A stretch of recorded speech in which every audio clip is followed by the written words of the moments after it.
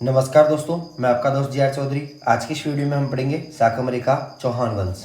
तो चौहानों की उत्पत्ति किस प्रकार हुई, इसके बारे में विवाद है। वंशावली और ख्यातों में इनको है वो अग्निवंशी माना गया है। ओझा के विचार में ये सूर्यवंशी क्षत्रिय थे। अचलेश्वर मंदिर में इन्हें चंद्रवंशी माना गया है और कई विद्वान इन्हें आर्य मानकर विदेशी भी मानते हैं। इन्हीं मतों का विवेचन करते हुए डॉक्टर दशरथ शर्मा ने चौहानों की उत्पत्ति ब्राह्मण वंश से मानी है। बिजोलिया शिलालेख। तो इस शिलालेख के अनुसार सांबर झील का प्रवर्तक है वो वासुदेव चौहान था और वासुदेव चौहान को चौहानों का आदि पुरुष माना जाता है और इनका समय है वो 551 के लगभग माना जाता है। प्रारंभ में चौहान है वो किनके सामंत थे? गुर्जर प्रतिहारों के सामंत थे, परंतु गोक प्रथम ने चौहानों को गुर्जर प्रतिहारों की अधीनता से मुक्त करवाया। इसी का वंशज था सामंत, जो सांबर का शासक था, जो वत्स गोत्र ब्राह्मण वंश में पैदा हुआ था। वागपतिराज चौहानों का शक्तिशाली शासक हुआ था, जिसने प्रतिहारों को परास्त कर अपनी शक्ति का परिचय दिया। विग्रहराज द्वितीय चौहानों का एक अन्य शक्तिशाली शासक था। 983 ईस्वी का हर्षनाथ लेख उसकी विजय का उल्लेख करता है। उसने गुजरात के चालुक्य शासक मूलराज को पराजित किया था। विग्रहराज द्वितीय के बाद दुर्लभराज और गोविंद तृतीय शासक हुए थे।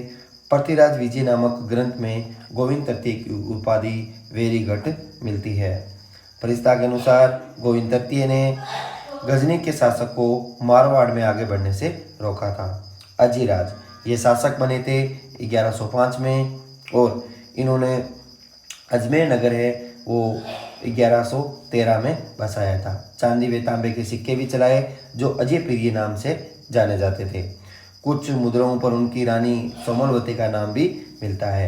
अजयराज है वो शैव धर्म से संबंधित थे और एक धर्म सहिष्णु शासक थे। जैन और वैष्णव धर्म को इन्होंने साथ लेकर चले थे और पार्श्वनाथ मंदिर के लिए स्वर्ण कलश भी प्रदान किए थे। अर्णोराज ने तुर्कों और मालवा के शासकों को परास्त किया था, मगर गुजरात के शासक कुमारपाल चालुक्य से हार गए। अजमेर में अनासागर झील और पुष्कर में वराह मंदिर का निर्माण अर्णोराज ने करवाया था। अर्णोराज भी शैव धर्म से संबंधित थे, किंतु इनकी अन्य धर्म के प्रति सहिष्णुता की भावना थी।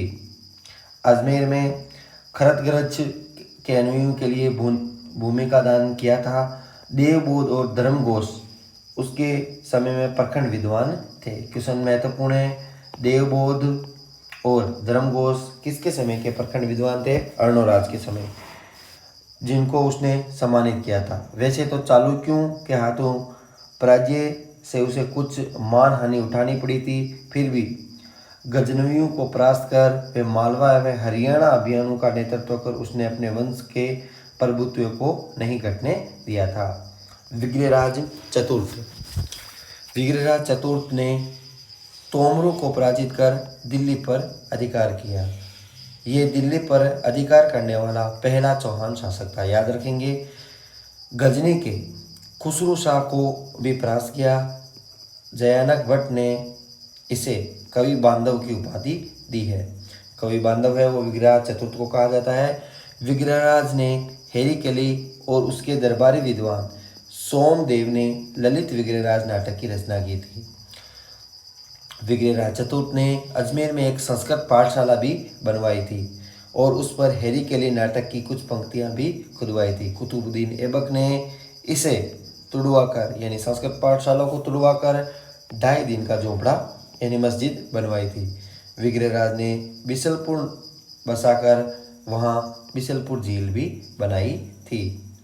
विग्रहराज चतुर्थ के मूल्यांकन में दशरथ शर्मा लिखते हैं कि उसकी महत्ता निर्विवाद है, क्योंकि एक सेना अध्यक्ष के साथ साथ एक विजेता, साहित्य का संरक्षक, अच्छा कवि, सूझबूझ वाला निर्माता भी था विग्रहराज चतुर्थ।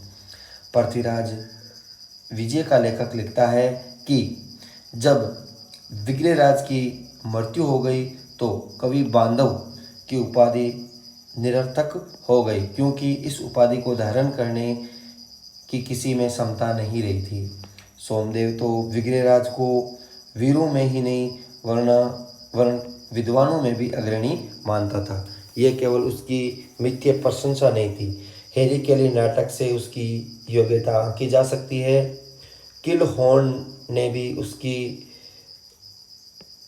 विद्वता से प्रशंसा करते हुए स्वीकार किया कि वे उन हिंदू शासकों में से एक था जो कालिदास व भावभूति की होड़ कर सकता था। विग्रहराज का समय सापल लक्ष्य का स्वर्णकाल कहलाता है। यानी चौहानों का स्वर्णकाल कौन सा है? विग्रहराज चतुर्थ का काल। पृथ्वीराज तृतीय। शाकंभरी के चौहान शासकों में सबसे प्रसिद्ध पृथ्वीराज तृतीय है। वो 11 वर्ष की आयु में शासक बना था। 1182 ईस्वी में सतलज प्रदेश के बंडानकू को परास्त किया था। इसी वर्ष इसने मोहाबो के चंदेल शासकों को परास्त किया, जिसमें प्रसिद्ध वीर अलाह व उदला लड़ते हुए मारे गए थे। पृथ्वीराज ने कन्नौज के गढ़वाल शासक जयचंद को भी पराजित किया था।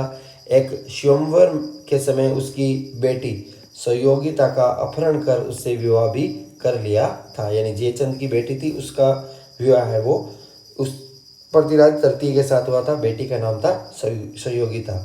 तराइन के प्रथम युद्ध जो कब हुआ था? 1191 में हुआ था। इसमें घोरी को हराया था। और तराइन के द्वितीय युद्ध जो 1192 में हुआ था, इसमें मोहम्मद घोरी ने पृथ्वीराज विजय को हराया था। और भारत में तुर्की शासन की नींव है वो तराइन के द्वितीय विश्व युद्ध के बाद हो गई थी। पृथ्वीराज तृतीय वीर, विद्या अनुरागी व गुणी जनों का सम्मान करने वाला था। पृथ्वीराज विजय का रचयिता जयानक है। वो पृथ्वीराज रासों का लेखक चंद्रबरदाई उसके दरबार की शोभा बढ़ाते थे। तो चंद्रबरदाई और जयानक है वो पृथ्वीराज तृतीय के दरबार में रहते थे। संयोगिता स्वयंवर कथा। कनौज के शासक जयचंद ने राजसूय यज्ञ किया था तथा अपनी पुत्री संयोगिता के विवाह के लिए स्वयंवर का आयोजन किया था, जिसमें पृथ्वीराज को छोड़कर कई राजा आए थे। इतना ही नहीं, पृथ्वीराज को अपमानित करने के लिए जयचंद ने स्वयंवर स्थल से बाहर द्वारपाल के रूप में पृथ्वीराज की मूर्ति रख दी थी। संयोगिता एवं पृथ्वीराज एक दूसरे को मन से चाहते थे, अतः संयोगिता है वो वरमाला लेकर एक राजा महाराजा को देखती हुई आगे बढ़ती जा रही थी। पृथ्वीराज को न पाकर वह मन में बहुत दुखी थी, किंतु जब वे दरवाजे तक पहुंची तो उसे द्वारपाल के रूप में अपने प्रेमी की मूर्ति नजर आई। उसने माला उस मूर्ति के गले में डाल दी और उस समय तक पृथ्वीराज भी वहां पहुंच चुका था। उसने संयोगिता को वहां से अपने साथ लेकर अजमेर की ओर प्रस्थान किया। चौहान सैनिकों ने गढ़वालों को उसका पीछा करने से रोका। अजमेर पहुंचकर पृथ्वीराज ने संयोगिता से विवाह कर लिया, पर इस घटना से जयचंद व पृथ्वीराज के बीच शत्रुता और बढ़ गई। संयोगिता कथा की ऐतिहासिकता। इस कथा की सत्यता एवं ऐतिहासिकता के संबंध में इतिहासकारों का एक मत नहीं है, विभिन्न मत इसमें प्रचलित है। ओझा ने इसे कपोल कल्पना मानते हुए कहा है कि प्रबंध कोश, हमीर महाकाव्य, पृथ्वीराज प्रबंध चिंतामणि जैसे समकालीन ग्रंथों में इस घटना का कोई जिक्र नहीं है। Doctor Romila Thapar, doctor R.S. Tripathi ने भी इसे सत्य नहीं माना है। समकालीन फारसी तवारीखों में इस घटना का वर्णन नहीं मिलता है, किंतु अबुल फजल ने इसका वर्णन अवश्य किया है। शर्मा ने हमीर महाकाव्य और रंभा मंजरी में ढेर सारी गलतियां हैं तथा इनमें वर्णन न मिलने से सारी घटनाओं को ही काल्पनिक मान लिया जाए, यही उचित नहीं है। उन्होंने घटना की सत्यता को स्वीकार करते हुए बताया है कि प्रेम जीवन का एक अंग है, वह सत्य है एवं वास्तविक है, अतः यह घटना घटी तो कोई आश्चर्य नहीं है।